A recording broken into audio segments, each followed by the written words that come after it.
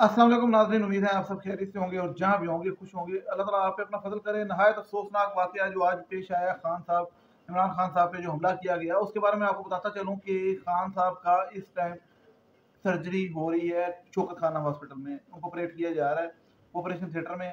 और जो डॉक्टर फैसल सुल्तान है शौकत खाना के जो हेड हैं, उनके मुताबिक खान साहब को राइट लेग में 3 गोलियां लगी।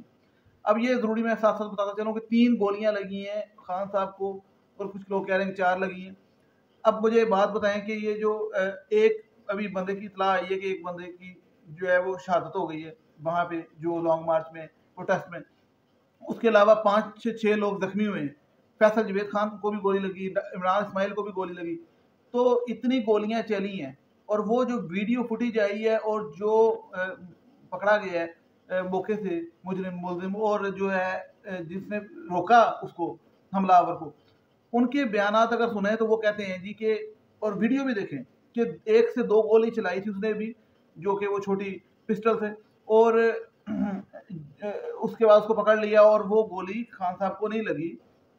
या अगर वो भी लगी गोली तो कितनी गोलियां चलाई उसने, क्या उसने 15-20 गोलियां चलाई?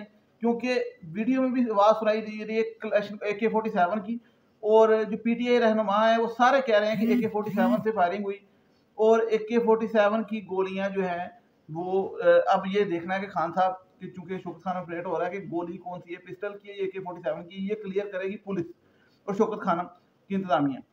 तो अब बात ये है कि ये मैं क्लियर कर दूं आपको, और ये सब लोग जानते हैं जिन्होंने वीडियो फुटेज देखी और दोनों बयान सुने, कि शूटर जो है वो एक नहीं था, वो कम से कम 2 थे।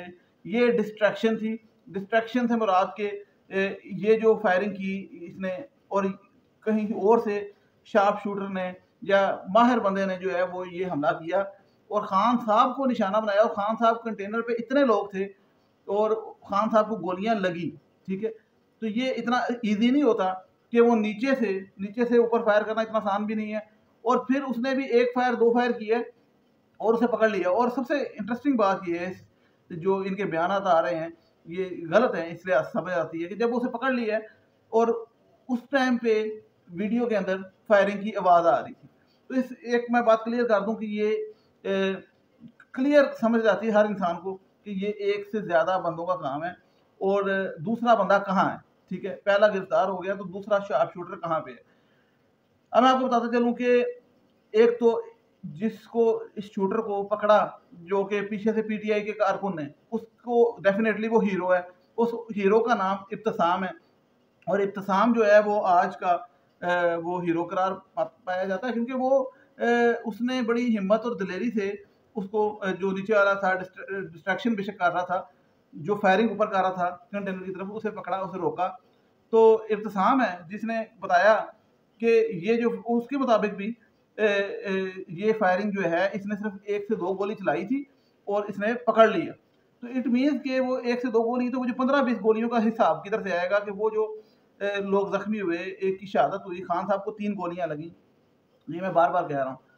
और दूसरी बात ये कि जो बयान आया है टीवी पे, और जिसने गोलियां चलाई, वो बयान में 1 ही मिनट के अंदर 2 बयान दे रहा है। वो कहता है कि मैंने आज फैसला किया सुबह के खान साहब को मारूंगा, और फिर उसके बाद कहता है कि मैं लाहौर से जब से लॉन्ग मार्च चला है मैं तब से सोच के बैठा था खान साहब को मारूंगा। तो एक ही बयान में वो 2 बयान दे रहा है।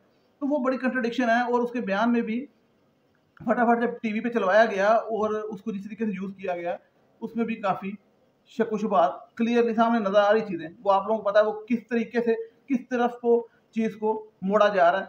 लेकिन जो इन सारे मामलात के अंदर मैं सबसे ज़रूरी बात कहूँगा, एक तो मैं पहले आपको बता दूं कि पूरी दुनिया ने इस वाक़े के अफ़सोस का इज़हार किया। ख़ास तौर पे लीडर्स ने, सबसे पहले लीडर जो है जस्टिन ट्रूडो, कनाडा का जो वज़ीर-ए-आज़म, उन्होंने इस पे बहुत ही अफ़सोस का इज़हार किया कि ये वाक़या ऐसा हुआ है, नहीं होना चाहिए, डेमोक्रेसी में ऐसे वाक़यात नहीं होते।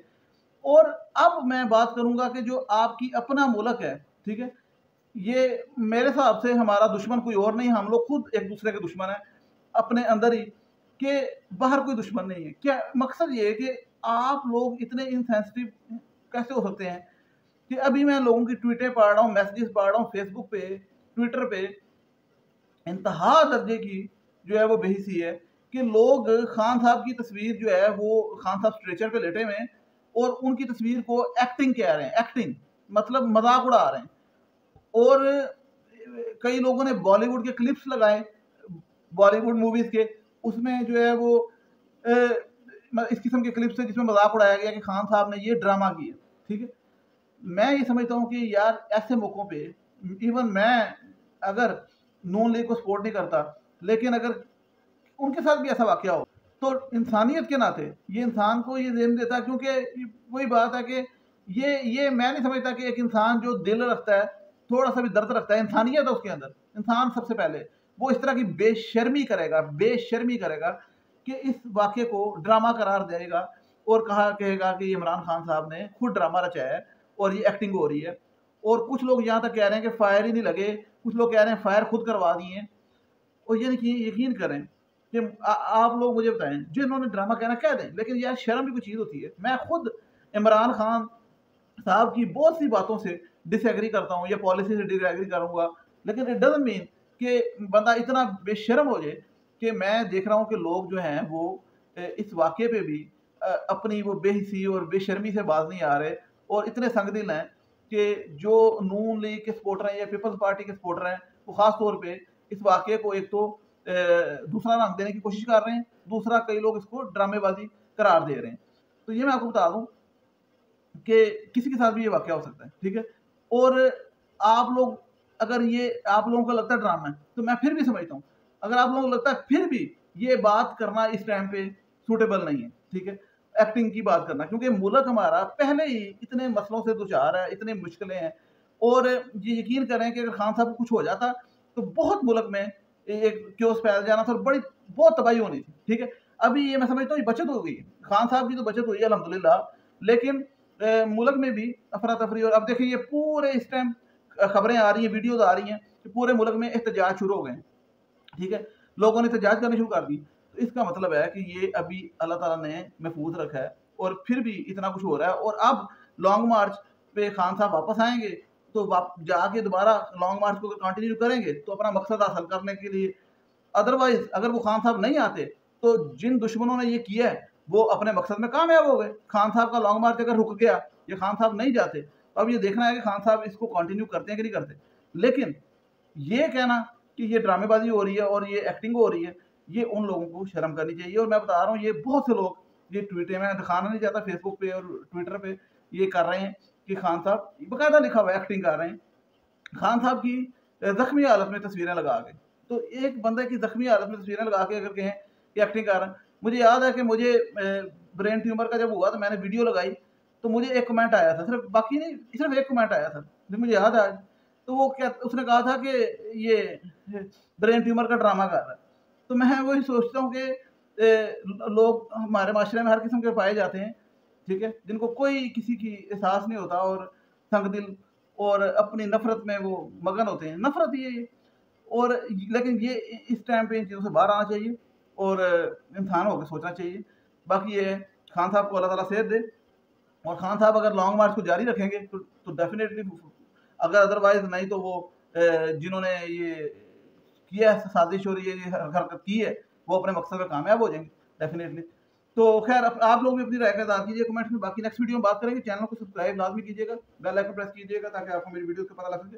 नेक्स्ट वीडियो तक मुझे इजाज़त दीजिएगा। Thank you so much. अल्लाह हाफिज़।